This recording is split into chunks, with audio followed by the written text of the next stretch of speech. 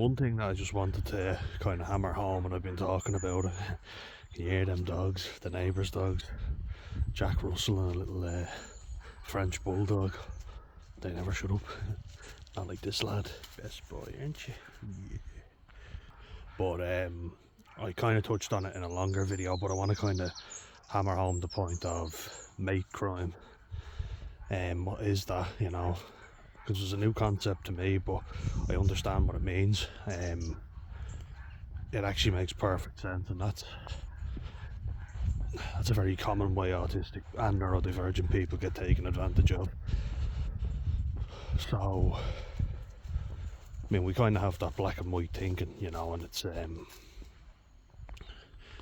it means that we think this person is my friend. What is a friend? A friend is someone who, you know, has your best interest at heart and wouldn't do anything bad to you. No, nothing negative. So if they ask me for money and say they'll give it back, of course they will. We assume. Unfortunately, that's not always the case, and you know, they'll say, now this is the very childish version of it, but I think parents could maybe spot this and say to their kid, you know, what are people saying to you? And kind of talk to them. You know, if someone says, if you give me this, I'll be your friend. You give me a few sweeties, I'll be your mate, or something like that. There's an important one as well. You might think, oh yeah, well that's childish stuff. As an adult you wouldn't need to worry about that. Well, if you've a kid that's got autism, you would need to worry about it, and you should, because it happens a lot, especially I think with kids who are masking because they're trying to fit in. High functioning just means you're trying to fit in, you're trying to be part of society and not giving in to yourself. Yeah, look at you, me. That's why I love animals so much. You know his intentions, and I'd give him anything he wants. I spoil him rotten. But, you know, a more recent example of this was with the lads' holiday that I went on last year. And I didn't want to say this to my mum and my brother because I kind of felt like they'd go, I told you so. But I have a mate, you know, who was always good with money. Like, he'd always, if you ever needed anything, he'd always give you stuff, you know, he'd give you money. But he got into a bit of financial trouble himself, and he asked me for a loan, and I gave it to him, and I didn't get it back in cash, I got it back in alcohol. And I was worried last year that he wasn't going to put the money towards the holiday, you know. And he said we had to pay an extra bit of money, and I thought, okay, fine. And so I gave it to him, you know. I thought, okay. The whole thing was very messy, you know. Like, that's the thing as well, you're kind of left with whoever is there when you're neurodivergent, you know. You take what you can get, especially if you're trying to mask people who haven't been good to you. But loneliness and isolation's a killer as well, so the advice is very vague. And that's the thing, you know, people are like, you don't want to die alone, do you? Oh, here's his pals now. There's your mates. Yeah, here they go. Oh, look at that. Yeah, we keep going. Yeah, good boy, come on.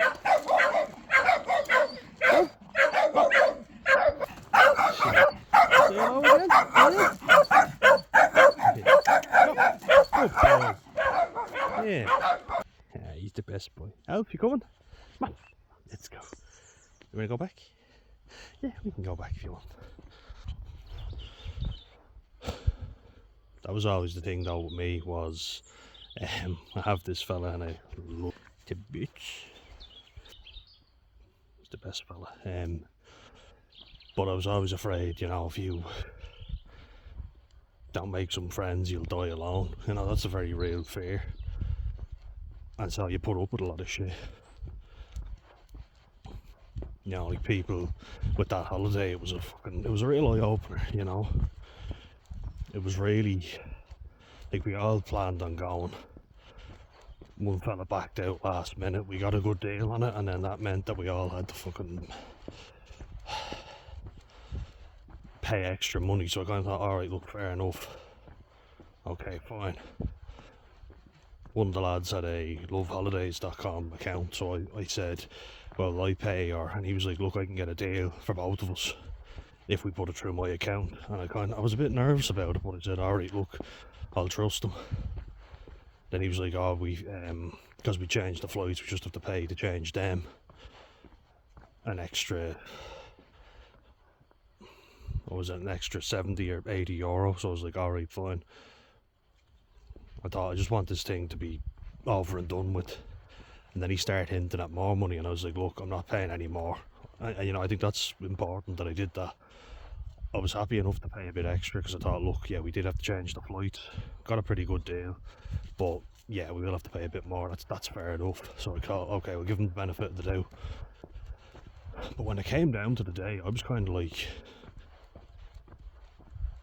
is he even going to show up? Like, I was genuinely nervous he wouldn't show up at the airport. And he was going to take the money. He joked that he wasn't going, and I was like, look, if I have to drag you by the scruff of your neck, you're going. And he was like, you promise?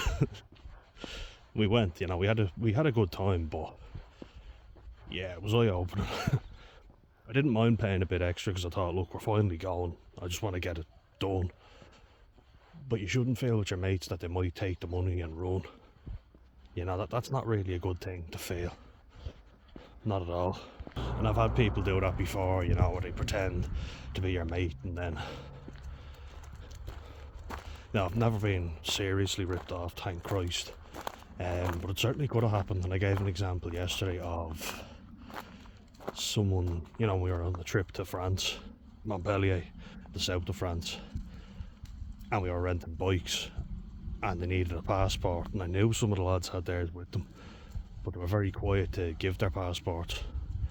And then I was like, well, I have mine, and they were like, oh yeah, you use yours, they kind of threw me under the bus, I feel. I shouldn't have done that, that was stupid, but luckily I got it back. I thought the people in the bike shop looked very dodgy. I didn't get a good feeling, I didn't trust my gut instinct. But people peer pressure you, And I've been in situations where I don't trust my own judgment, and I rarely do, so I asked teachers, should I give them this, or my mum and dad, should I give them that? And they're like, oh yeah, it's fine. I feel like, they need to be better at spotting the signs, because I will give in, and not anymore, but I hate letting people down. Even if they're people I don't know, or I hate saying no to people. I just don't like it, They're like, go on. I always usually give in, eventually. Just the thing of saying no is difficult. But I kind of think, what would I like if I was in that situation? But people have been seriously ripped off, given large sums of money. Like I say, I gave €165 and I didn't get it back in cash. Now I got a bill that was over €220 paid for, so I didn't really care, but that wasn't his money. He was using somebody else. No, I got what I wanted, but it's not like he had to actually take that out of his own personal account. I won't say where he got it from. I get him in trouble, but it should have been cash.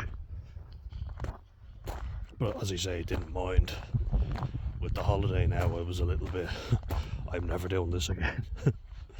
Like, grand, done it, fine, but next time I won't go over with him.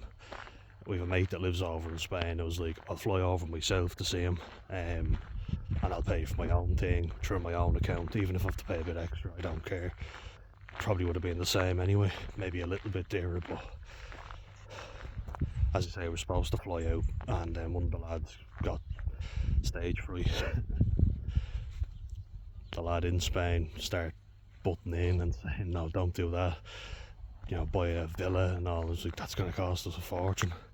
We wanted to get an all-inclusive hotel. But anyway, cautionary tale, I got lucky. And I have this fella anyway. I don't need any other friends, do I? Oh, you're the best boy. You are the best boy. You're the best boy. You're an absolute belter. Yeah.